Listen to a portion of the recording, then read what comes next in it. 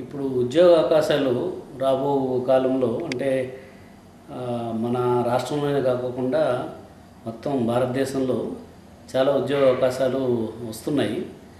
ఎందుకంటే మన ప్రధానమంత్రి నరేంద్ర మోడీ గారు ఆయన ఒక business man type person.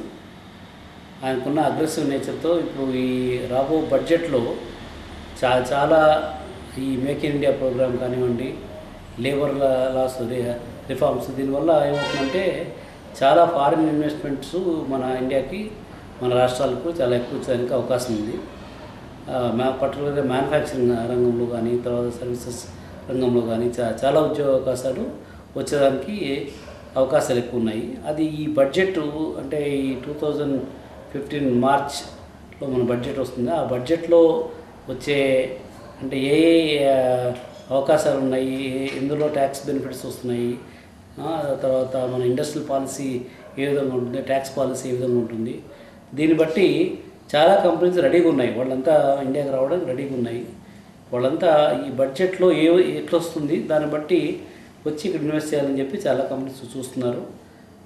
Foreign companies కాకుండా మన ఇండియా ఇండస్ట్రీస్ కూడా, మన అదాని గ్రూప్ కానివ్వండి, రిలయన్స్ గ్రూప్ కానివ్వండి, బిర్లా గ్రూప్ కానీ, వీళ్ళందరూ కూడా బాగా మ్యాసివ్ ఎక్స్పాన్షన్ మూడ్లో ఉన్నారు.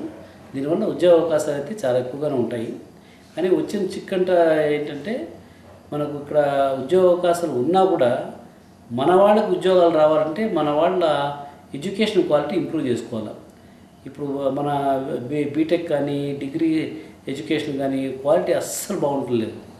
మనకి వేరే కంపెనీస్ వాళ్ళు ఇక్కడ పెడతారు, కానీ మన వాళ్ళకి ఉద్యోగాలు వస్తాయా, లేకుంటే వాళ్ళు కూడా బయట వాళ్ళ నుంచి తీసుకొచ్చి ఇక్కడ పెడతారా, ఇది చాలామంది డిస్కషన్ చేస్తుంది. ఎందుకంటే మన ఇంజనీరింగ్ క్వాలిటీ ఎడ్యుకేషను, తర్వాత స్కూల్ ఎడ్యుకేషన్ క్వాలిటీ బాగా స్టాండర్డ్స్ పడిపోయినాయి. ఈ స్టాండర్డ్స్ ఇంప్రూవ్ చేసుకుంటేనే ఈ నవ్యాంధ్రప్రదేశ్లో కానివ్వండి, తెలంగాణ రాష్ట్రంలో కానివ్వండి, ఎక్కడైనా కానివ్వండి, క్వాలిటీ ఎడ్యుకేషను ఇంప్రూవ్ చేసుకుంటే ఇప్పుడున్న సువర్ణ అవకాశం తర్వాత రాదు. ఎందుకంటే ఇన్ని ప్రపంచ దేశాలన్నీ కూడా ఇండియా మీద దృష్టి పెడుతున్నారు. అంటే వాళ్ళంతా వచ్చి ఇక్కడ ఇన్వెస్ట్ చేసి ఫ్యాక్టరీస్ పెట్టే అవకాశం ఇది సదవకాశం. కానీ ఈ సదవకాశాన్ని వినియోగించుకోవాలంటే మనం ముఖ్యంగా మన ఎడ్యుకేషన్ క్వాలిటీని ఇంప్రూవ్ చేసుకోవాలి. మన ఎడ్యుకేషన్లో రిఫార్మ్స్ తీసుకోవాలి. పర్టికులర్ ఇంజనీరింగ్ ఎడ్యుకేషన్లో మ్యాసివ్ రిఫార్మ్స్ తీసుకోవాలి.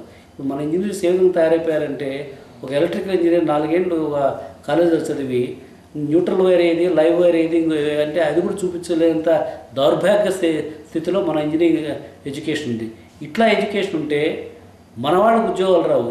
ఇక్కడైతే కంపెనీస్ బాగుపడతాయేమో, కానీ మన భారతీయులకి, మన తెలుగు వాళ్ళకి ఉద్యోగ అవకాశాలు రావాలంటే engineering quality of education improve చేసుకుంటే మనకు చాలా సువర్ణ అవకాశం.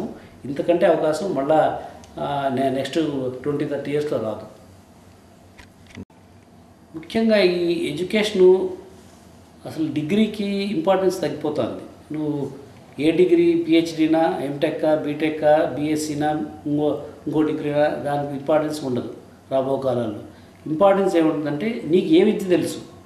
ఒక కంప్యూటర్ని రిపేర్ చేయగలవా, లేకుంటే ఒక సాఫ్ట్వేర్ ప్రోగ్రాము సొంతంగా అప్లికేషన్ తయారు చేయగలవా, లేకుంటే ఒక ఫర్నిచర్ డిజైన్ చేయగలవా. ఆ కెపాసిటీ అంటే ప్రాక్టీస్ ఓరియంటెడ్ ఎడ్యుకేషన్ ఆ దృష్టిలో కూడా మన వాళ్ళకి నేర్పిస్తే వాళ్ళకి ఉద్యోగ అవకాశాలు ఉంటాయి. ఇప్పుడు మనం బీటెక్లో చూస్తున్నాము, ఈ 4 ఏళ్ళు అదే థియరీ చెప్తుంటారు. వాళ్ళు ప్రాజెక్ట్ వర్క్ టైం రాగానే 2 నెలలు 3 నెలలు ప్రాజెక్ట్ వర్క్ ఇస్తారు. చాలామంది ఏం చేస్తారు, ఆ ప్రాజెక్ట్ వర్క్ కూడా అమీర్పేటకో, హైదరాబాద్కో, ఎక్కడికో పోయేసి అక్కడ స్టాండర్డ్ కాపీస్ ఉంటాయి. ఆ కాపీస్లో వాడి పేర్లు తీసి వీళ్ళ పేర్లు పెట్టుకొని ప్రాజెక్ట్ రిపోర్ట్స్, ఇలాంటి ఎడ్యుకేషన్ ఇస్తే వాళ్ళకి ఉద్యోగాలు రావు. ప్రాజెక్ట్ అంటే ఎక్స్పీరియన్స్ బేస్డ్ ఎడ్యుకేషన్ వస్తే, ఇప్పుడు ఫర్ ఎగ్జాంపుల్ ఎవరైనా మంచి స్విమ్మింగ్లో నైపుణ్యత రావాలని చెప్పేసి ఒలింపిక్ మెడల్ తెచ్చుకోవాలనుకొని చెప్పి బుక్కులు చదివితే వాడు స్విమ్మింగ్ వస్తుందా? రాదు కదా.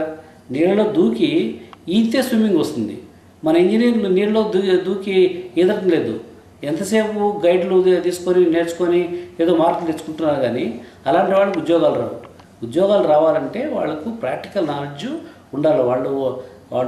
వాళ్ళ సొంత తెలివితో ఆ ప్రాజెక్ట్స్ తయారు చేసి ఏ విధంగా తయారు చేయాలో, కంప్యూటర్ అనేది ఎట్లా డిజైన్ చేయాలా, ఎట్లా దాన్ని మ్యానుఫ్యాక్చర్ చేయాలా, అదేవిధంగా ఒక ఆటోమొబైల్ మిషన్లో ఏ కాంపనెంట్స్ ఉంటుందో ఎట్లా అసెంబ్లీ చేయాలా, ఒక సర్వీస్ స్టేషన్కి పోయి అక్కడ వాళ్ళు ఏ విధంగా చేస్తున్నారు వీళ్ళు కూడా అక్కడ కూర్చొని చేస్తే అలాంటి వాళ్ళకి మంచి మంచి ఉద్యోగాలు వస్తాయి.